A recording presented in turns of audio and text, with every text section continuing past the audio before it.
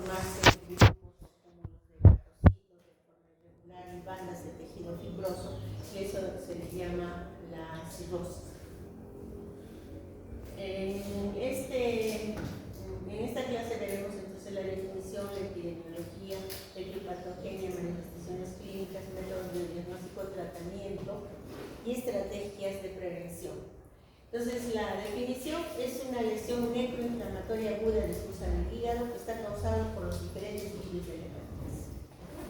¿Ya? Cuando se manifiesta clínicamente esta enfermedad, lo más evidente es la ictericia, pero no todos los cuadros clínicos dan ictericia, sobre todo cuando es subclínico el cuadro, entonces no siempre da ictericia, pero lo ideal es que debe haber ictericia para que sea más fácil el diagnóstico. También se acompaña en mayor o menor grado de náuseas, vómitos, dolor en el hipocondrio derecho, incluso en las situaciones en que hay mayor colestasia puede haber alcohol. Hay fiebre, pero no es muy alta.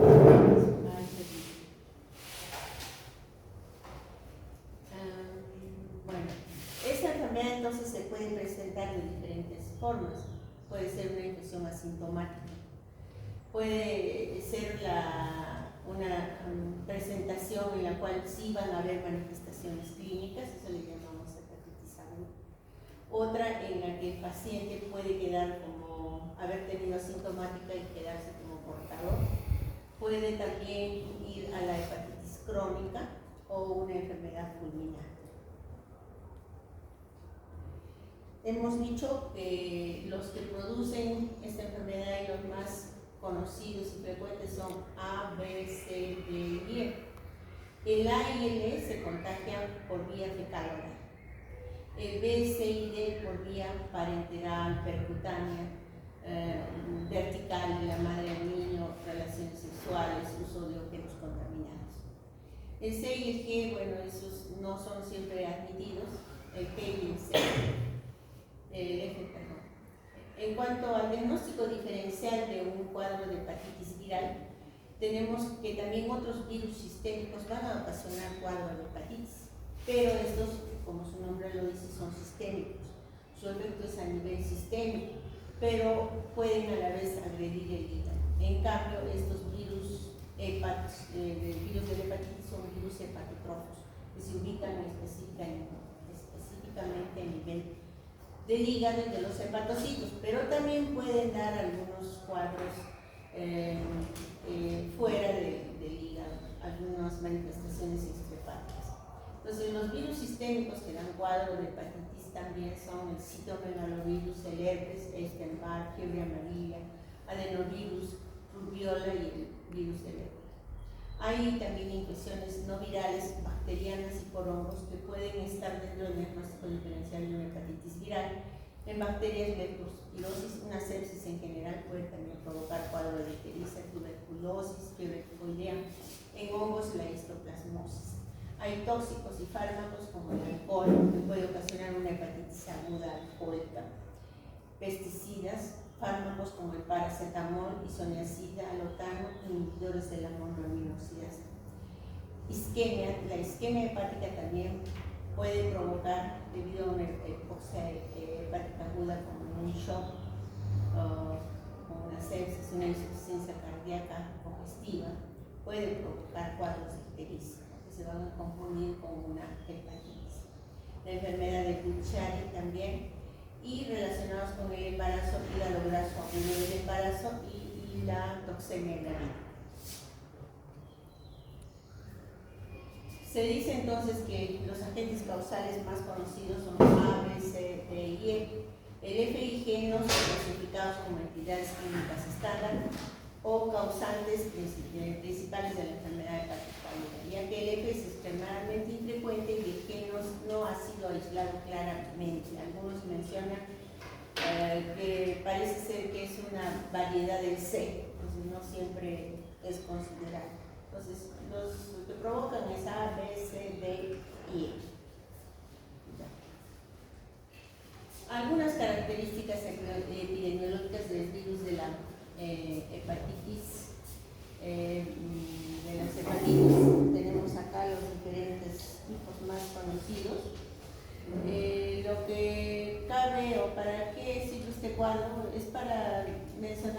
les había dicho que el A es en forma de contagio fecal oral y el E también. El C y el B, C y D son por sangre, fluidos, semen, secreciones vaginales, forma vertical. Igualmente el C y el D también sexual, vertical. Ya. Y el tiempo de incubación, como ustedes verán en otros cuadros en que se mencionan las características epidemiológicas, varía de un autor a otro, ¿no? Pueden durar días, semanas, y en algunos casos hasta meses el periodo de incubación. Y la enfermedad generalmente se autolimita para el A y para el E, pero el resto pueden llevar a la hepatitis crónica, autolimitarse o ir a la hepatitis crónica.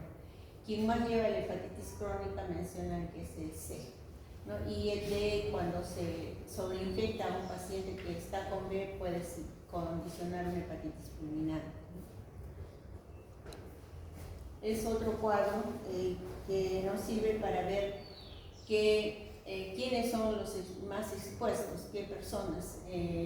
Para la hepatitis A, hasta antes de la vacunación, que recién ha empezado en 2023 en forma, digamos, en general a toda la población, que ya figura en el Ministerio o en el MINSA como una de las vacunas que se administra a todos. Existía antes, claro, pero en los laboratorios particulares, ¿no? Pero en forma ya masiva desde el año 23. Se veía hasta esa fecha que quienes estaban más expuestos a adquirir hepatitis A, quienes tenían más anticuerpos alrededor de los 15 años, ya el 90-95% tenían anticuerpos para el virus de la hepatitis A. Esto en los países subdesarrollados en los que no hay un adecuado saneamiento ambiental.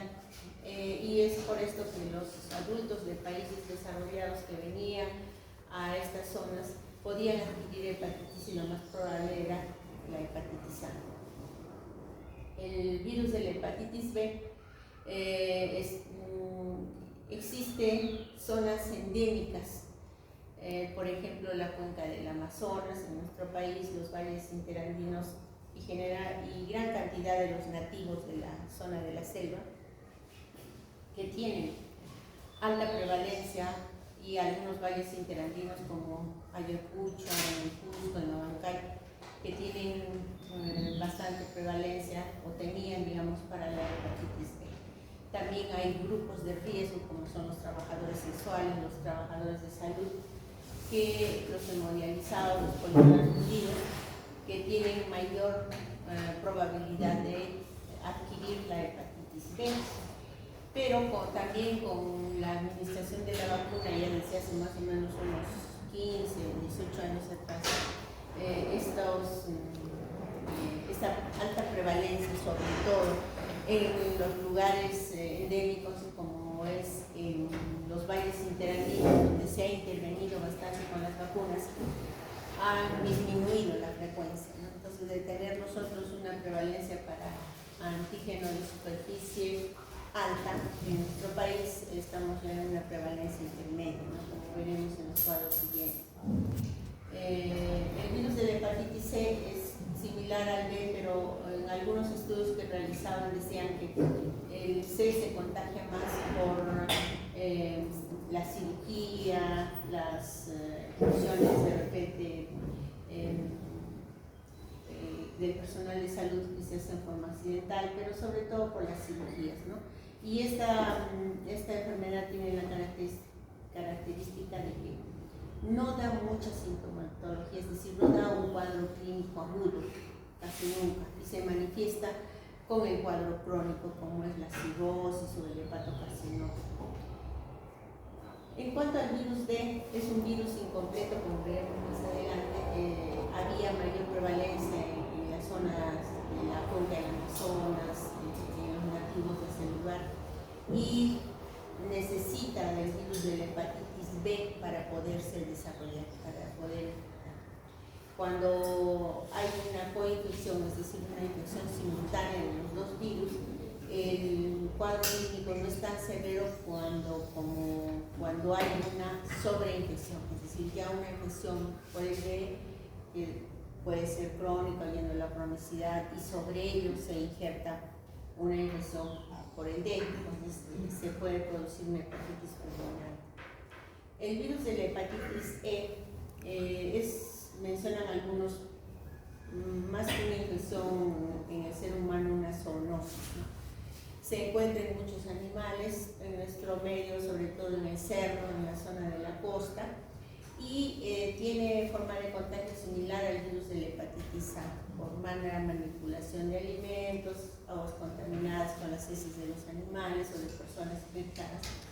Y también su uso clínico no es muy aparatoso en gente, en personas que no están embarazadas, ¿no? Pero en las embarazadas dice que puede provocar hepatitis fulminante, no se sabe bien por esto en general, ¿no? Aquí está este otro cuadro sobre la epidemiología. Acá lo que nos interesa es cuándo fueron identificados estos virus. El primero en ser identificado fue el virus de la hepatitis B, y después se identificó el C, el A y progresivamente los otros, ¿no? Este cuadro para ver la prevalencia de la hepatitis A, ¿no? Antes de la vacunación se veía que había acá el 97% de personas entre 30 y 33 años que tenían anticuerpos para el virus de la hepatitis A, es decir, habían tenido la enfermedad y nunca se dieron cuenta que habían tenido la enfermedad, ¿no? Acá en este otro estudio realizado, hasta los 15 años el 50% ya tenían anticuerpos. Y este cuadro para mencionar cómo medimos la prevalencia de la hepatitis B. La hepatitis B se dice que tiene una prevalencia baja cuando el antígeno de superficie en una determinada población es menor al 5%, de 0,2 a 0,5, pero es menor del 2%, y prevalencia intermedia del 2 al 7 y alta prevalencia por 8 o más, ¿no? Ahí se identificaron zonas a nivel mundial y la incidencia por ejemplo, en Europa Central y Norteamérica era baja, la incidencia intermedia en Europa Oriental, Japón, países del Mediterráneo, sureste asiático, y alta incidencia en algunas zonas de China, países del sur del Asia y África tropical. Es la imagen de la prevalencia del virus de la hepatitis B. Estábamos nosotros en una alta prevalencia, ¿no? Dentro de este grupo, en el África, en el sureste asiático, similar al nuestro, pero eso ya ha variado con las campañas de vacunación que se han realizado. También, como les había dicho, en parte de zonas endémicas para el virus de la hepatitis B hay grupos de riesgo, como son los trabajadores de salud, los trabajadores sexuales, los drogadictos, ¿no? La población clave, hombres que tienen sexo con otros hombres. Y sí se hicieron estudios para ello y se vio en diferentes épocas que sí había una alta prevalencia para el antígeno de superficie por encima de 8, en trabajadores sexuales en Trujillo 12.9, en drogadictos en Lima 13.8. También se vio recientemente, sí se reportan casos de hepatitis B, y el 64.7% de los casos reportados para el 2023 están en mayor proporción en Lima, Ucayali, Cusco, Ayacucho y Junín. Bueno, este cuadro sirve para mencionar algo de que en los últimos años está cobrando importancia también, o estamos mirando que es muy importante ver que la transmisión vertical de la madre al niño durante el parto debe ser controlada, evitada. Para eso se está implementando la vacunación universal para la hepatitis B en los diferentes lugares endémicos, sobre todo los que no llegaba la vacunación, y como veremos también más adelante, el manejo de las madres gestantes que son detectadas portadoras de hepatitis B con antivirales y la vacunación al recién nacido apenas nazca. Se menciona que se está vacunando, así como que se vacuna para la tuberculosis al recién nacido, igual una dosis en el momento de nacer para la hepatitis B, y posteriormente se le administran las 3 dosis como se suele administrar. Veremos ahora la etiopatogenia y respuesta inmunológica. Entonces, lo que se dice es de que, poniendo como ejemplo el virus de la hepatitis B, este virus, al ingresar al hepatocito, se transforma en una molécula de doble cadena de DNA que mediante elementos de transcripción va a producir dentro del núcleo del hepatocito cadenas de DNA que van a salir a nivel del citoplasma del hepatocito, y allí es donde se va a rodear de los antígenos, antígenos core, antígeno E de superficie, y una vez que se rodea de todos estos antígenos y de su cápside, va a salir al exterior al torrente sanguíneo, y es cuando recién va a ser detectado, y la detección se hace mediante el dosaje o la detección del antígeno superficie. Pero también tiene, como vamos a ver en la siguiente diapositiva, otro mecanismo. Resulta que este virus, al ingresar a la célula, ingresa solo su cadena de DNA al núcleo de la célula, y esta cadena de DNA, como les había dicho, mediante la transcripción de una serie de elementos, va a llevar a la formación de elementos pregenómicos de DNA, que son los elementos que constituyen el núcleo del virus de la hepatitis B. Estos elementos pregenómicos se van a transformar pues, en DNA del virus, salir fuera del núcleo del hepatocito, y en el citoplasma se va a rodear de los otros antígenos, el antígeno core, se va a producir el antígeno E y también el antígeno superficie, hemos dicho, y va a salir al torrente sanguíneo. Allí es cuando se va a detectar mediante el antígeno superficie la existencia del virus. Pero si no sale, que es el otro camino, si este virus, una vez que ingresa al núcleo y produce elementos de transcripción, forma material pregenómico y genomas de DNA del virus, puede volver a ingresar al núcleo y seguir produciendo más material genético, y no sale fuera de la célula al torrente sanguíneo. Entonces no siempre vamos a detectar la existencia del virus.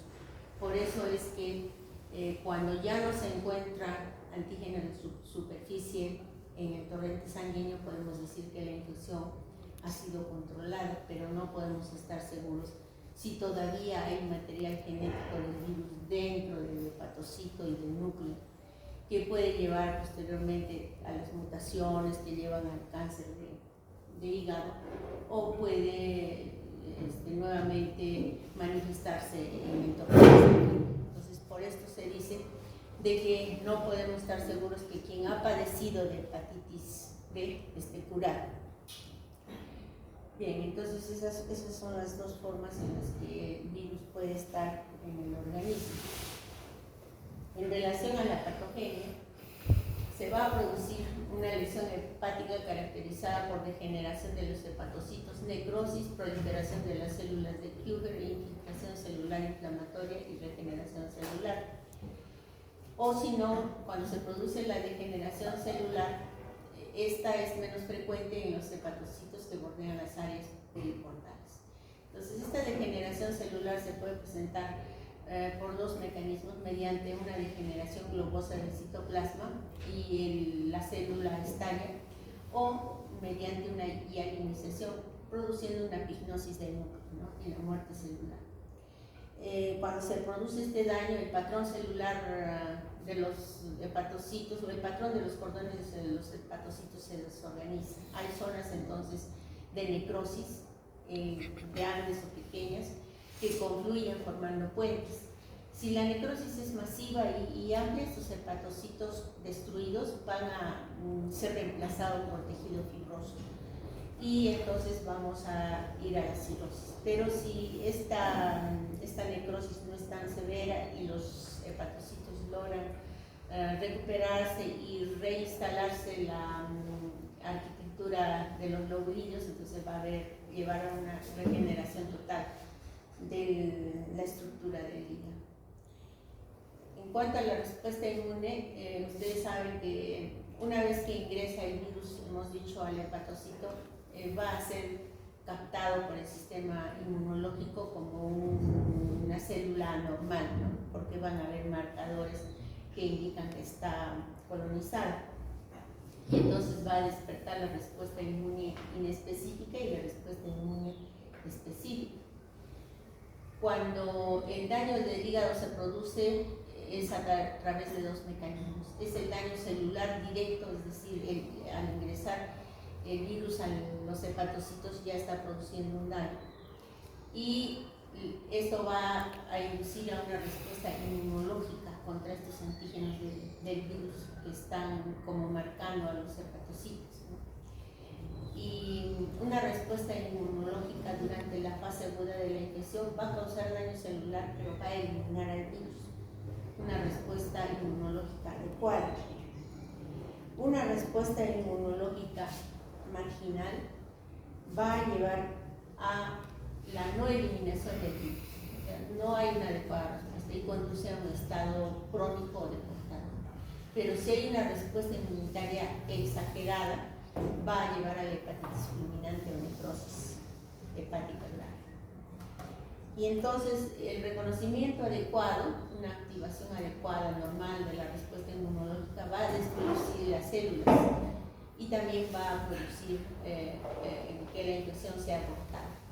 Una inadecuada nos lleva a una infección crónica, una hepatitis crónica, luego a la cirrosis y probablemente al hepatocarcinoma, ¿no? Entonces, bueno, ahora veremos cuáles son los agentes. Ya hemos mencionado los agentes causales. Hemos dicho que uno es que son 5, pero fueron descritos 7. Todos producen cuadros más o menos similares y algunos llevan a infecciones persistentes y crónicas. Hemos dicho el B, el C y el D. El virus de la hepatitis A es un virus de la familia Picornaviridae, se transmite por vía fecal oral, tiene cadena de DNA-RNA y no cronifica, ¿no? Pero en niños el problema o la enfermedad se manifiesta con cuadros a veces muy leves y hemos dicho asintomáticos. Hay cuadros asintomáticos, pero sí se ha visto que en adultos que contraen la enfermedad pueden hacer en muchos casos hepatitis serias, ¿no? Y rara vez hepatitis fulminante. En cuanto a la supervivencia del virus, el virus vive 3 meses en agua fresca, aguas hervidas y en el suelo, más de 3 meses en agua de mar a 25 grados, 1 mes en superficie de poliestireno, 1 día en cremas y tortas y más de 5 días en ostras vivas que a veces son conservadas en agua de mar a temperaturas de 12 a 24 grados centígrados, sobre todo para ser llevadas, ¿no?, de un lugar a otro. Diagnóstico de la hepatitis se hace mediante la detección en el cuadro agudo de inmunoglobulina M, o sea, anticuerpos contra el virus de la hepatitis, variedad IgM, ¿no? Si la infección ya pasó, anticuerpos contra el virus de la hepatitis A, variedad IgM. El tratamiento es sintomático dependiendo de las náuseas, los vómitos que el paciente o la deshidratación que pudiera tener. Ahora en la profilaxis se usa la vacunación, se había dicho ya en forma general desde el año 2023, existe en el Ministerio de Salud. Se debe sobre todo vacunar a los usuarios de drogas, los que tienen riesgo ocupacional, la población clave, los hepatópatas crónicos o que viajen a zonas endémicas. Se ha visto epidemiológicamente estos estudios realizados por el doctor Cabezas, quien es el que más ha intervenido en el manejo tanto de la hepatitis A como B. En nuestro país se han realizado muchos estudios de que si un niño de menor de 6 años adquiere la hepatitis, va a dar un cuadro de ictericia en menos del 10%. Si entre los 6 y los 14 años adquiere la hepatitis, el cuadro de ictericia se va a presentar en el 40 al 50%. Y si es por encima de los 14 años, el 70 al 80% presentarán un cuadro clínico evidente con ictericia. Rara vez hemos dicho que hay hepatitis fulminantes, sobre todo los adultos que vienen de países desarrollados a países en que no hay adecuado saneamiento alimentar. En algunas veces se presenta la hepatitis colestásica, esto quiere decir que la ictericia se prolonga más allá del mes. Pero sabemos que para hablar de hepatitis crónica debe persistir el cuadro más allá de los 6 meses. Las agudas se resuelven antes de los 6 meses. Pero usualmente el cuadro de una hepatitis dura más o menos un mes, serán unos 15 días de ictericia y otros 15 días en la recuperación total, en que el paciente ya se siente mejor y mejoran también los valores del laboratorio. El periodo de incubación, según el doctor Cabezas, es 30 días, rango entre 15 y 50 días y no deja secuelas crónicas. Las razones por las cuales se produce la infección son las limitadas condiciones sanitarias, mayor número en primavera, es más frecuente el contagio y la transmisión fecal-oral por agua y alimentos contaminados. En este cuadro se menciona la prevalencia a nivel mundial. Las vacunas que existen, hay diferentes tipos de vacunas para la hepatitis A. Este es un cuadro que nos muestra la clínica, ¿no? Inicialmente el virus se va eliminando en las heces y luego, antes incluso de que aparezca la ictericia, puede aparecer la ictericia, se eleva las transaminasas, sobre todo la transaminasa glutámico-pirúrica o la alanino-aminotransferasa. Inicialmente van a aparecer a las 4 semanas más o menos la inmunoglobulina M para el antígeno contra el antígeno del virus de la hepatitis A, y después se va elevando progresivamente la inmunoglobulina G y va desapareciendo la E, ¿no? Alrededor de, según esto, más o menos un cuarto mes, ¿no? Es 16 semanas, 4 meses más o menos. El virus de la hepatitis B, este cuadro es para mostrar la estructura del virus, pero acá se ve mejor. Entonces, este virus de la hepatitis B tiene el núcleo, ¿no?, donde tiene una doble cadena de DNA, una DNA polimerasa, que está rodeado por el antígeno E, y luego por fuera está el antígeno core, ¿no?, del antígeno E, y la cubierta del virus está constituida por el antígeno de superficie, ¿no? Lo comparan con una palta. ¿Para qué se hace esa comparación? Se dice que si le sacamos a la palta la pepa, nos quedaríamos solo con el antígeno de superficie. Entonces, en las vacunas lo que se utiliza es el antígeno de superficie. Por eso es que una persona que ha sido vacunada, lo que se va a detectar es anticuerpos contra el antígeno de superficie. Si le encontramos anticuerpos contra el antígeno core, quiere decir que la persona ha padecido la enfermedad. Y cada uno de estos antígenos pues, va a generar anticuerpos, ¿no? Entonces tenemos que el antígeno de superficie va a generar anticuerpos antígeno de superficie, la variedad IgG y IgM, el antígeno core, anticuerpos contra el antígeno core, IgG y IgM, y el antígeno de E, anticuerpos contra el antígeno E. Lo que nosotros vamos a encontrar en una evaluación, los marcadores serológicos para la hepatitis B van a ser el antígeno de superficie y los anticuerpos en las variedades IgG y IgM. El core no lo vamos a encontrar porque está dentro del virus.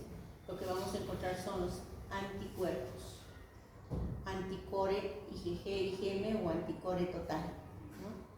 Y el antígeno sí vamos a encontrar porque cuando se está replicando grandemente el virus hay antígeno que sale a la corriente sanguínea, entonces sí lo vamos a encontrar y es señal de que el virus se está replicando grandemente.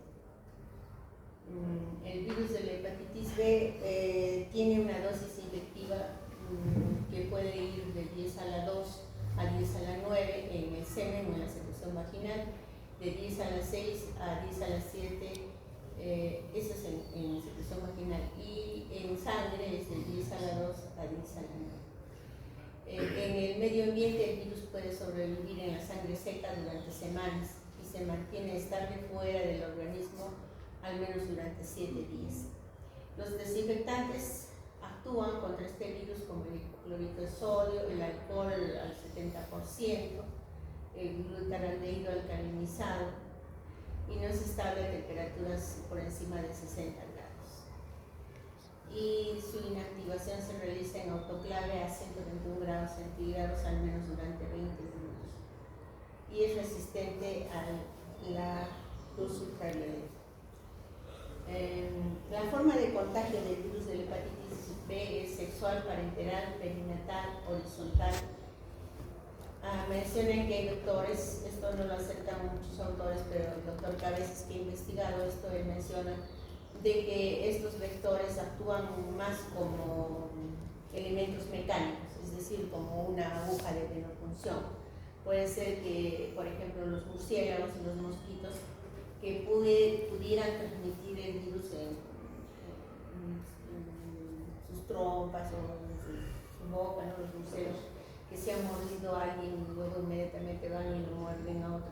Podría ser pues, que transmitan la enfermedad. Y él planteaba esta posibilidad porque en la guerra del CENEPA que hubo hace años, tanto los soldados que eran colombianos, ¿no?, como los peruanos aparecieron con cuadros de hepatitis B y ellos pues no habían tenido epidemiológicamente algún factor de riesgo que les hubiera contagiado. Entonces mencionaban que la posibilidad era que en esa zona de la selva había estos mosquitos y murciélagos. Bueno, este es el cuadro clínico. Inicialmente aparece el antígeno de superficie y luego los anticuerpos para el antígeno core en la variedad IgM. Cuando el antígeno de superficie va descendiendo, aparecen los anticuerpos contra el antígeno de superficie y a medida que va avanzando el tiempo va desapareciendo del cuadro agudo el anticuerpo en IgM y va apareciendo el anticuerpo IgG contra el core, ¿no? Acá, para mencionar los diferentes marcadores virales y la detección del ADN viral, se conoce también como carga viral para el diagnóstico de esta enfermedad.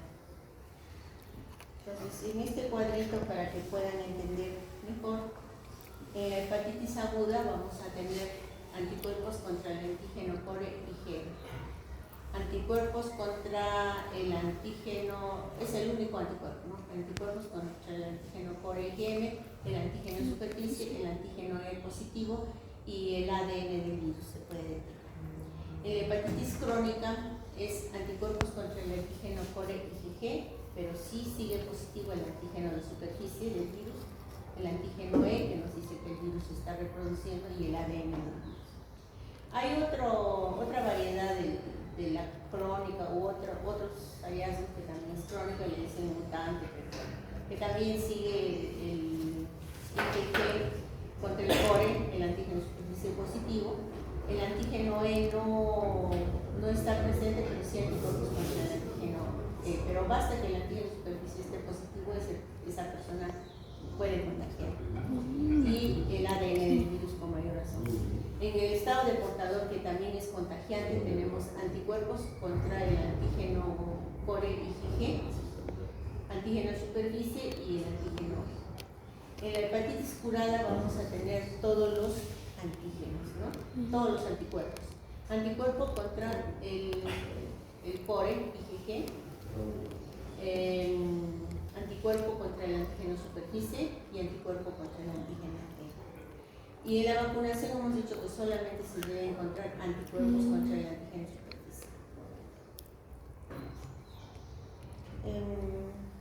Este cuadro, para mostrar que en las zonas endémicas se ha visto que los que se contagian más tempranamente son los niños, las zonas endémicas, porque el contagio puede ser de la madre al niño. Por eso es que se está propulsando últimamente mucho la atención a las madres gestantes, el uso de antivirales para eliminar o disminuir la cantidad de virus o hacerlos indetectables del virus de la hepatitis B y no puedan contagiar durante el momento del parto. Y luego la vacunación del niño. Entonces se ha visto que los niños pequeños que se logran contagiar tienen mayor propensión a hacer hepatitis crónica. Incluso se han mostrado figuras o imágenes de niños de 15 años, 14 años que ya tienen cirrosis, algunos que ya están con un hepatocarcinoma, ¿no? En algunas zonas endémicas. Pero en la medida que el contagio se haga a más años, entonces la infección sintomática se hace más evidente. Cuanto más temprano se contagie, la infección es más asintomática, ¿no? Y lleva a menor cantidad de complicaciones de enfermedad crónica o de hepatocarcinoma. De ahí la importancia del control de la hepatitis B, que ha sido incluida dentro de las enfermedades de transmisión sexual. El contagio, hemos dicho el diagnóstico, hemos dicho según la tabla. La profilaxis es la vacuna en niños y en adultos de riesgo. En caso de que no estén vacunados, se les tiene que dar inmunoglobulina y han sido probablemente contagiados, inmunoglobulina más la vacuna. El tratamiento en la hepatitis viral aguda es sintomático. En aquellos cuadros en los que ya se va a dar tratamiento, se usan antivirales como el tenofovir y el entecavir. El cuadro agudo hemos dicho que es sintomático. En el cuadro crónico, y si tienen una respuesta buena, cuando el VIH es negativo en mujeres, cuando la enfermedad tiene corta evolución, hay niveles altos de alanina aminotransferasa y niveles bajos de ADN. Los medicamentos a usar, tenofovir y entecavir, hasta que haya cero conversión, es decir, vaya desapareciendo el antígeno de superficie en sangre, y el tratamiento a veces dura por un año o más. Las vacunas, hay diferentes tipos de vacunas. Cuando uno se vacuna contra el virus de la hepatitis B, se protege también contra el dengue.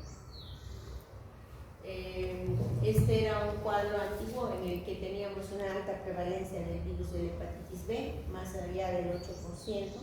Después de las intervenciones que se hicieron en las zonas endémicas, sobre todo valles interandinos, Ayacucho, Huanta, en la zona de la selva, Amazonas, Ucayali, Loreto, Cusco, Madre de Dios, ya el mapa epidemiológico es así, en verde que está, tenemos una prevalencia baja y asimismo también ha disminuido el virus delta, ¿no? El virus de la hepatitis D. Y sí hay todavía una prevalencia intermedia, según este autor, en la zona del Cusco. Esta es la progresión de la enfermedad. Si hay un cuadro agudo, el 90% va a la curación, el 1% pueden hacer hepatitis fulminante, el 9% van a la hepatitis de evolución larga, que puede ser más allá de los 6 meses, pero que si persiste más allá, más del año, puede ser ya considerada como hepatitis crónica persistente o hepatitis crónica activa. O una situación de portador asintomático, el 50% de esos que pueden durar más allá de los 6 meses, dicen hasta un año, podrían curarse, pero la mayoría van a estas formas, ¿no? Y lo cual va a llevar a una enfermedad de repente hepática como poliarteritis nodosa, glomerulonefritis, o si no cirrosis o carcinoma de células hepáticas. En la infección crónica hemos dicho cirrosis, hepatocarcinoma. El tratamiento pues va a ser con antivirales, el tenofovir, el entecavir y el TAP, ¿no? Esto dependiendo si hay problemas renales, se prefiere dar el entecavir y el TAP. Estas son las manifestaciones hepáticas de la hepatitis B. Puede dar glomerulonefritis, rash, artritis, vasculitis, angedema. Y la hepatitis C puede dar anemia plástica y ocasionalmente hemolisis. La hepatitis C es un virus que tiene dentro de su núcleo una cadena de ARN que tiene más un curso asintomático, como hemos dicho, se manifiesta ya con las complicaciones, tiende mucho más a ir a la cronicidad que la B, pero el cuadro clínico que se manifiesta ya como un cuadro crónico puede ser controlado con tratamientos antivirales. Incluso dicen que puede curarse la enfermedad. En cambio, el Venom, porque no se sabe si hay virus dentro de la célula. Este cuadro, para mostrar que ha habido, ahora están mirando más hacia los trabajadores de salud. Parece ser que por la frecuencia con que hay accidentes como pincharse con agujas o el manejo de pacientes portadores pueden contagiarse, ¿no? Entonces es importante tener muy en cuenta las medidas de bioseguridad para evitar contagiarse.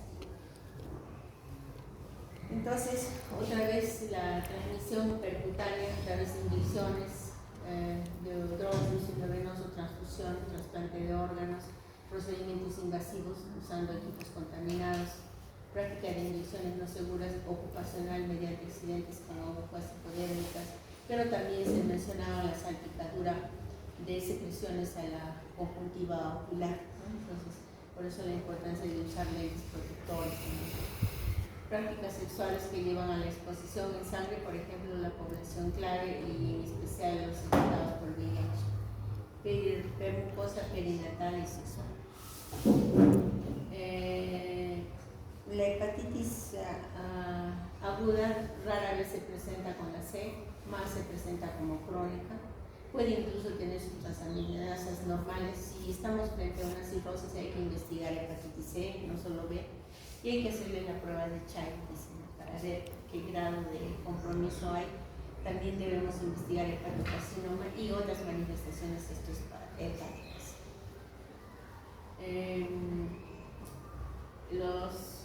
La severidad de esta enfermedad se pronostica, se dice que puede ser mayor en aquellas personas que consumen alcohol, en las que tienen al inicio de su o las manifestaciones ya crónicas una edad mayor a 40 años. Bueno, el momento que se han infectado es cuando ya tenían 40 años, si a la vez tienen coinfección con el VIH. Mencionan que eso no está demostrado, que el género masculino de repente tiene una mayor progresión a severidad y otras coinfecciones como padecer de otro tipo de virus de hepatitis B.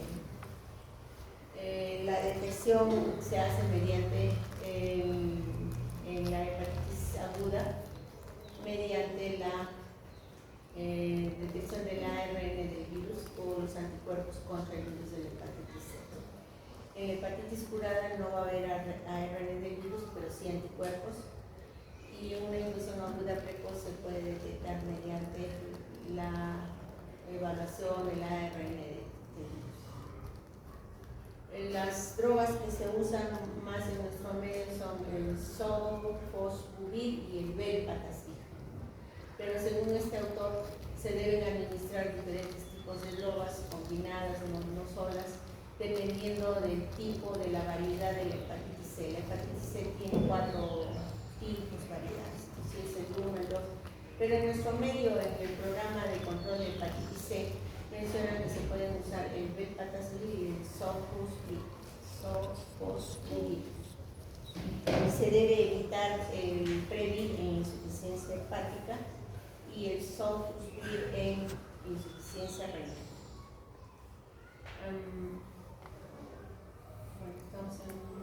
En la hepatitis D, les he dicho que es un virus incompleto, necesita del virus de la hepatitis B, del antígeno de superficie, para poderse desarrollar.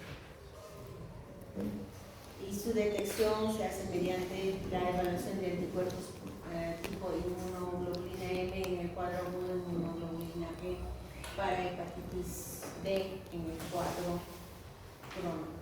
También vamos a evaluar la hepatitis B, porque como estamos diciendo es una infección de los dos virus. Esto, algunos aspectos epidemiológicos, uso clínico. La transmisión de D es similar a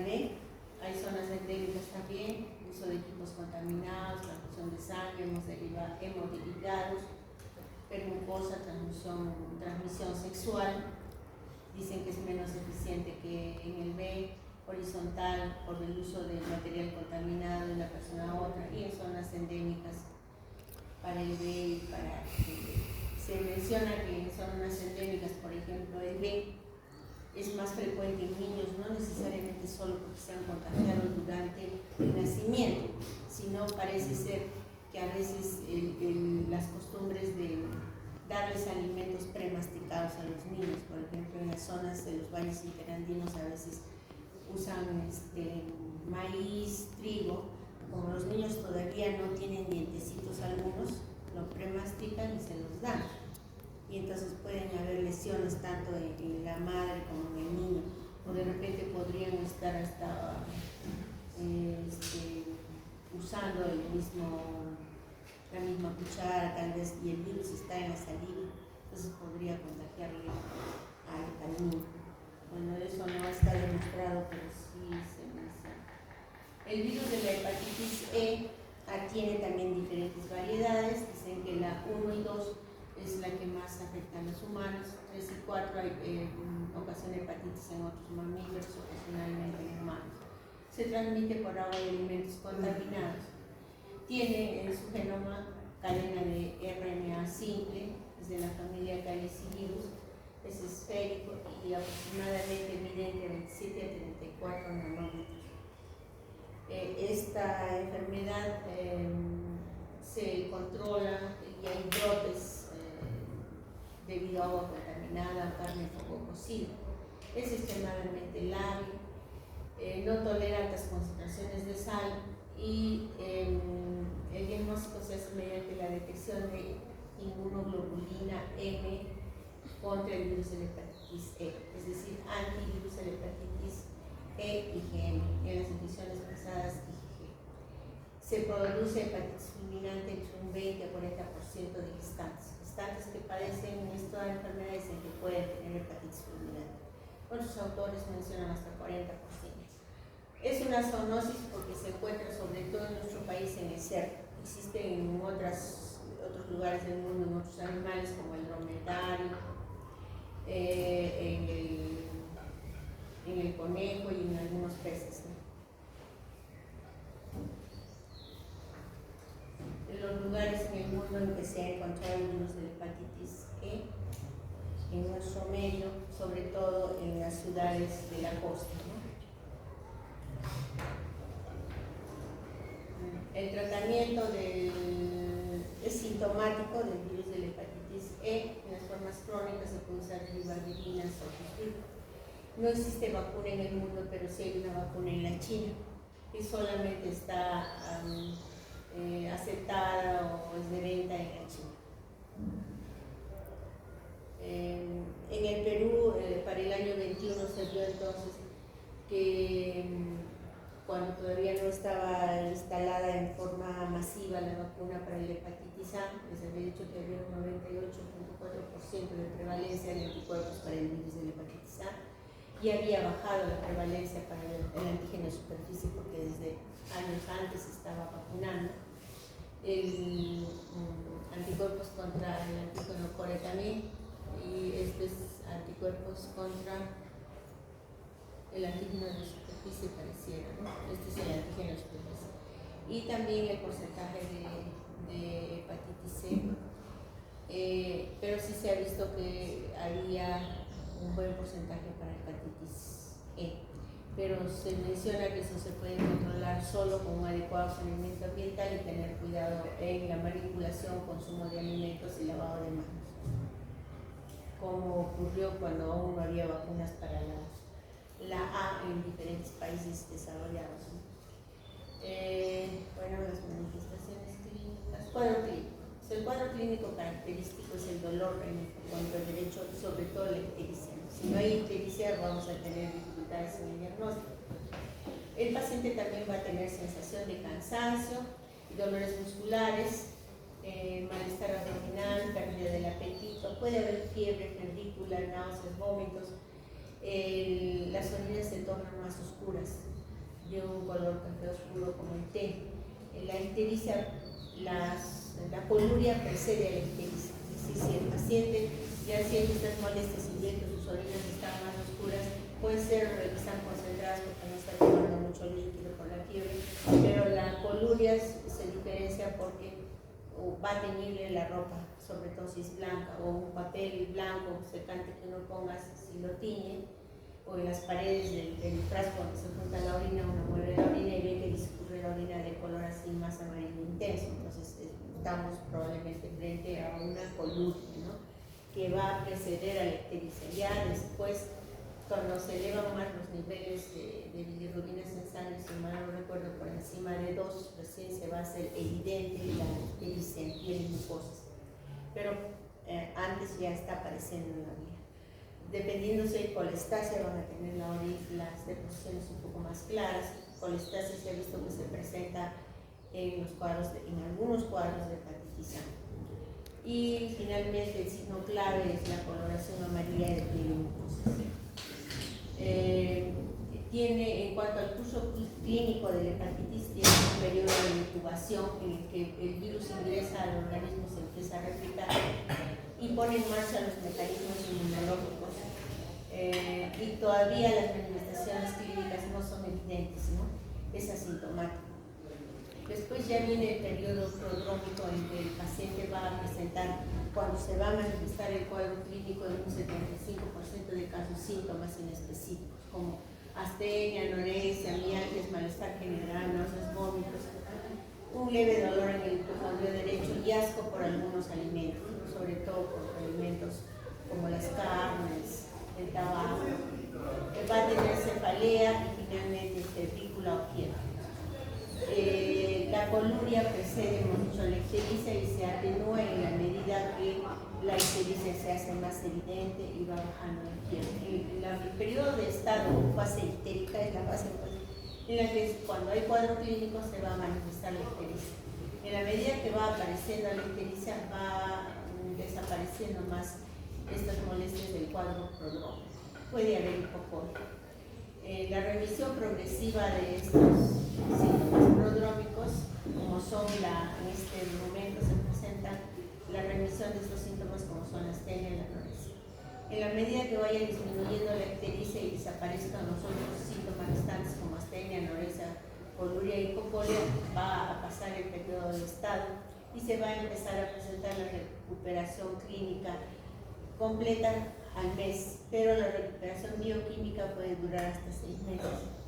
El periodo de convalecencia es desde que desaparece la ictericia hasta la recuperación total. El paciente también va a ir disminuyendo estas molestias espépticas, el cansancio, el dolor y sobre todo el componente psicosomático. Los métodos de diagnóstico entonces se hacen en base a la epidemiología, el antecedente epidemiológico que hemos visto, los factores de riesgo, tanto para aquellas que se contagian por vía fecal oral como aquellas que se contagian por vía parenteral. Tenemos que tener en cuenta el lugar de procedencia, las parejas sexuales, el tipo de dieta. Y luego viene también el cuadro clínico que ya hemos mencionado, en base a ello, y luego los métodos de laboratorio y el imagenológico. En cuanto a los antecedentes epidemiológicos, ya hemos mencionado varios, no solamente el consumo de alimentos, sino también si tenían un familiar enfermo, los viajes, el uso de drogas, los procedimientos quirúrgicos. En cuanto al cuadro clínico, la ictericia nos va a dar la pauta sobre si se puede tratar o no. Si no está presente, va a ser difícil el diagnóstico. Debe evaluarse la ictericia con la luz natural, porque no siempre en la noche con la luz artificial se logra ver bien cuando hay un cuadro de subictericia, por ejemplo. Pero si es muy evidente, si lo vamos a ver, tenemos que tener en cuenta observar la orina. Si es que el paciente está ictérico y no hay coluria, hablaremos probablemente de una ictericia que es producida por hemólisis, que no es probable que sea hepatitis. El paciente se nota asténico, cansado, postrado. Vamos a encontrar hepatomegalia en el examen físico en un 80%, Rara vez hay esplenomegalia, no sé, se trata ya de un cuadro crónico. El dolor en el hipocondrio derecho sí es casi constante, la palpación no es muy intenso, pero tenemos que hacer el diagnóstico diferencial con cuadros biliares que también dan dolor, ictericia, ¿no? Ictericia y dolor en el hipocondrio derecho. El cuadro clínico también puede darnos deshidratación por las náuseas, los vómitos. Si encontramos adenopatías cervicales, puede que no se trate de una hepatitis viral, sino de una mononucleosis infecciosa, que también hemos dicho que da cuadros de hepatitis, pero no es la hepatitis viral, por el virus de la hepatitis. Rash cutáneo, que sí lo puede dar la hepatitis B, o también tenemos que hacer el diagnóstico diferencial con hepatopatías autoinmunes o por drogas. Las manifestaciones articulares, o sea, o signos de inflamatorios articulares, lo puede dar la hepatitis B en el cuadro agudo, pero también tenemos que pensar en cuadros de autoinmunidad, como por ejemplo el lupus, que puede dar estos problemas más una hepatitis autoinmune, ¿no? Hepatitis colestásica, ¿cómo sospechamos de esto? Que el paciente tiene una ictericia muy marcada, puede haber un intenso, puede haber prurito y signos de rascado, ¿no? En el dorso y en las extremidades. El laboratorio de la hepatitis, ¿qué pruebas realizamos? Ya hemos dicho, vamos a pedir marcadores virales que hemos ido mencionando, pero también vamos a pedir pruebas de función hepática. Dentro de las pruebas de la función hepática tenemos marcadores de inflamación, marcadores de colestasia, de capacidad de transporte, de capacidad de síntesis y metabolismo. Rara vez se hace biopsia, sobre todo se hace cuando se sospecha que el cuadro ictérico no es por hepatitis, ¿no? Y exámenes hematológicos, como en todo cuadro infeccioso, vamos a pedir hemograma y un examen de orina para ver también si hay pigmentos biliares, ¿no? Entonces, en el diagnóstico del agente causal pedimos los marcadores, pruebas de función hepática, marcadores de inflamación, ahí están involucradas las aminotransferasas o las cartatoaminotransferasa TGO, que es la glutámico-salacética, la alaninoaminotransferasa TGP, que es la transaminasa glutámico-pirúvica, que es la que más se eleva en los cuadros de hepatitis. Se menciona que a veces hasta 10 veces su valor normal. Luego vamos a ver también que la fosfatasa alcalina, acá que dice las concentraciones ya de las aminotransferasas, y se normaliza después de la desaparición de la ictericia, ¿no? Son las aminotransferasas. Las enzimas marcadoras de colestasis es la fosfatasa alcalina de colestasis, que se produce a nivel de la membrana canalicular del hepatocito. La síntesis está estimulada por la concentración intracelular de sales biliares que aumentan la colestasia intra y extrahepática, y eso incrementa la producción de fosfatasa alcalina. El diagnóstico diferencial es con cálculos biliares que van a obstruir las vías biliares y entonces van a incrementar la fosfatasa alcalina, ¿no? Y el aumento en hepatitis de fosfatasa alcalina no es mucho, es mucho más en los cuadros obstructivos. Y los cuadros obstructivos, ya que estamos hablando de eso, se eleva también mucho más las bilirubinas directas, ¿no? Junto con la fosfatasa alcalina. También va a haber elevación de la gamma-glutamina transpeptidasa. Las bilirubinas están elevadas ambas están elevadas porque está alterada la captación, conjugación y excreción, pero ligeramente un poquito más la directa, pero ambas están casi igual de elevadas. Cuando los niveles están por encima de 17 miligramos por ciento, las bilirubinas totales pueden ser predictoras de falla hepática grave. En cuanto a los exámenes que miden la función de síntesis y metabolismo, vamos a medir la albuminema, que no debe estar alterada en el cuadro agudo. La protrombinema también, más bien el metabolismo del amonio, el amonio sérico no lo vamos a poder medir, eso no se mide de rutina en los laboratorios, más en laboratorios experimentales, ¿no? Pero sí vamos a medir albuminas y tiempo de tratamiento. En cuanto a la biopsia, hemos dicho rara vez se hace, sobre todo se hace cuando se sospecha de otras etiologías que estén condicionando ese cuadro de hepatitis, leptospirosis, hepatitis por ROS, prolinfomas también, enfermedades autoinmunes y enfermedad de uso. exámenes hematológicos le vamos a pedir hemograma, hemoglobina. No debe haber alteración de la hemoglobina. En el hemograma va a haber leucocitosis con relativa o absoluta neutrofilia al inicio, y después va a haber, inicialmente va a haber linfopenia y después linfocitosis. Como en todo cuadro viral, lo que vamos a solicitar son informar sobre linfocitos atípicos. Están presentes hasta en un 20%. La hemoglobina y el hematocrito generalmente son normales, a no ser que haya hemólisis debido a la hepatitis C o haya anemia plástica, ya como complicación de un cuadro más crónico. Las orinas están normales, a excepción de que vamos a encontrar pigmentos biliares como las bilirrubinas, o si es que hay una glomerulonefritis, membrano proliferativa, sobre todo cuando también ya está yendo la monotoxicidad. Puede haber hematuria y la orina está espumosa. En cuanto a los estudios de imagen, tenemos la ecografía abdominal, que nos va a ayudar para el diagnóstico diferencial de la litiasis biliares en los cuadros obstructivos. El tratamiento, como hemos dicho en el cuadro agudo, es sintomático. Lo que se hace es reposo. Si el paciente vomita mucho, está deshidratado, se va a hospitalizar. Se le dará una dieta hidrocarbonada, es decir, más líquidos a base de carbohidratos, evitar carnes rojas, grasas. Si el paciente vomita mucho, hidratación parenteral, midiendo sus electrolitos, soluciones glucosadas.